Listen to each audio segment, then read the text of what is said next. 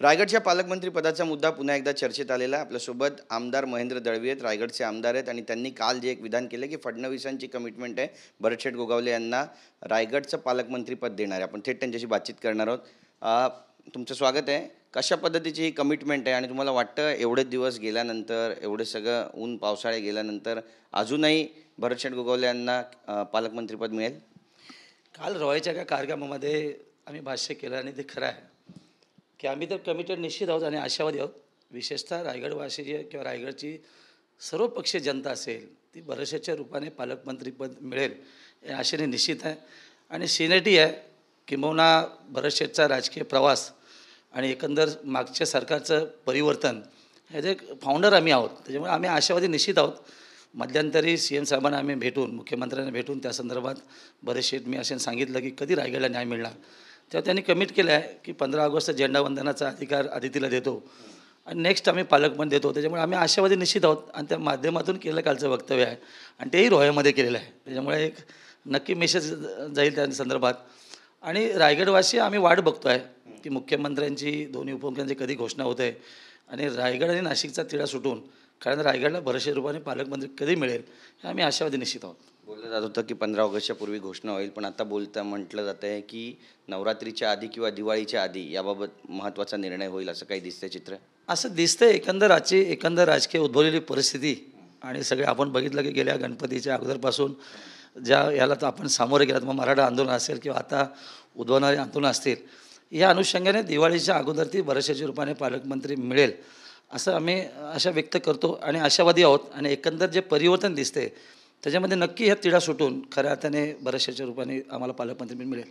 तुमचं स्वप्न सुनील तटकरे पूर्ण होऊ देतील असं वाटतंय का? कारण ज्या पद्धतीची भूमिका ते मांडत आहेत, कारण ते देखील आग्रही आहेत की आदित्य तटकरे ह्याच असायला पाहिजेत पालकमंत्री. बघा, आपण सुनील तटकरे साहेबांचं नाव घेतलं, ते खासदार आहेत, आमच्यामुळे त्यांना खासदारकी मिळालेली आहे आणि स्थगिती मिळणं हे आमच्या दृष्टीने अतिशय महत्त्वाचं आहे. तटकरेंची मुलगी आज मंत्री आहे आणि तिला स्थगिती देणं हे आमच्यासाठी निश्चित महत्त्वाचं आहे आणि म्हणून आम्ही आशावादी आहोत की स्थगिती दिलं याचा अर्थच भरतशेठ रूपाने पालकमंत्रीपद मिळेल आणि मुख्यमंत्री महोदय तो योग्य निर्णय घेतील असं आम्हाला निश्चित वाटतं. IPS अंजना कृष्ण यांचा जो व्हिडिओ समोर आला यानंतर दादांबद्दल जी टीका टिप्पणी होऊ लागली, व्हिडिओ व्हायरल होऊ लागले आणि सुनील तटकरे यांनी केलेलं जे विधान आहे याबद्दल काय वाटतं? खरं तर दुर्दैव आहे. तटकरे साहेब राष्ट्रवादी काँग्रेस पक्षाचे प्रदेशाध्यक्ष आहेत, आमच्या रायगड जिल्ह्याचे खासदार आहेत.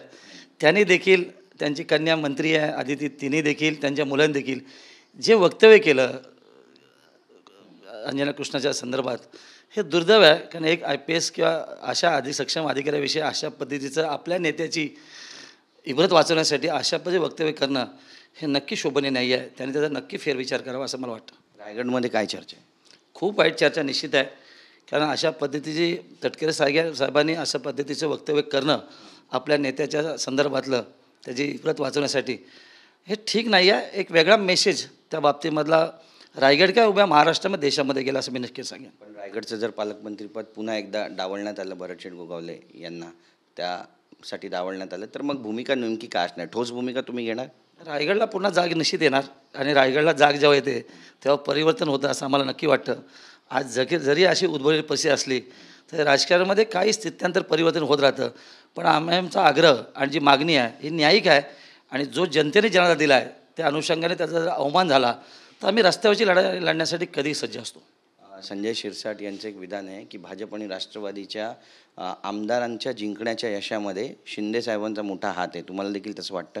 नाही, शिंदेसाहेब त्यावेळी मुख्यमंत्री होते, लाडकी बहीण हे त्यांच्या माध्यमातून गेलेली आहे आणि शिंदेसाहेबांचं काम खऱ्या अर्थाने शेवटच्या माणसापर्यंत पोचलं आहे. त्याच्यामुळे त्या बोलण्याला मतदार तर निश्चित आहे.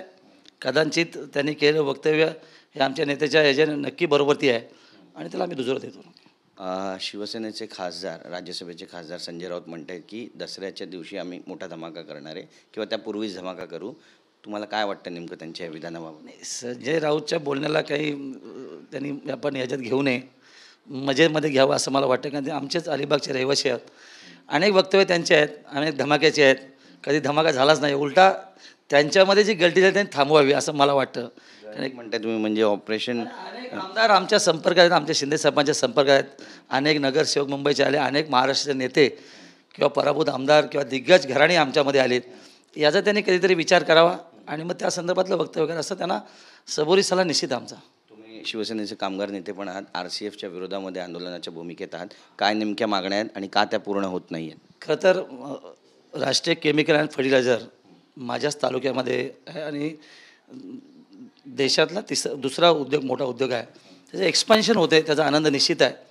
आणि प्रकल्पग्रस्तांचा प्रश्न गेले कित्येक वर्ष प्रलंबित आहे. मी त्या कंपनीमध्ये ॲज अ एम्प्लॉई म्हणून काम केले आणि म्हणून त्या लढ्यामधला मी खरा साक्षीदार आहे. आज मी दुसऱ्यांदा आमदारांनी माझ्या प्रकल्पग्रस्तांची अपेक्षा आहे की ह्याच्यामध्ये आम्हाला न्याय निश्चित मिळेल. आणि म्हणून मागच्या वर्षी मुख्यमंत्री महोदय शिंदेसाहेब होते त्यावेळेला आणि देवेंद्र फडणवीस साहेबांनी शब्द दिला की एक्सपान्शनला तुम्ही अनुमती द्या. जेव्हा एक्सपान्शनचं काम सुरू होईल त्यानंतर आम्ही या जे 141 PAP प्रकल्पस्थ राहिलेत त्यांना कंपनीमध्ये सामावून घेऊ. खरं तर त्या संदर्भात मुख्यमंत्र्यांनी मला पत्र दिलं. पी नड्डांबरोबर दिल्लीला मी 2 वेळा भेटलो, त्यांना देखील विनंती केली, परंतु सध्या दिसत नाही आहे. आणि म्हणून लोकांची माझ्याकडनं खूप अपेक्षा, कारण कामगार क्षेत्रामध्ये मी काम केलं आहे, कार्यकर्ता आहे, नंतर मी आमदार झालो. त्याच्यामुळे हा प्रश्न सोडवण्यासाठी 15 तारखेला मी RCFच्या ADM गेटच्या समोर धरणं आंदोलन सुरू करते आणि ते आंदोलन स्वरूपाचं असेल. आणि मला असं वाटतं की ह्याच्यामध्ये नक्की RCF फेरविचार करून जिल्हाधिकारी स्तरावरती माझ्या प्रकल्पग्रस्तांना न्याय मिळेपर्यंत हा लढा मी नक्की चालू ठेवणार आहे. आमची ही बातचीत केल्याबद्दल कॅमेरा पर्सन योगेश गुरवसह गिरीश गायकवाड, TV9 मराठी, मुंबई.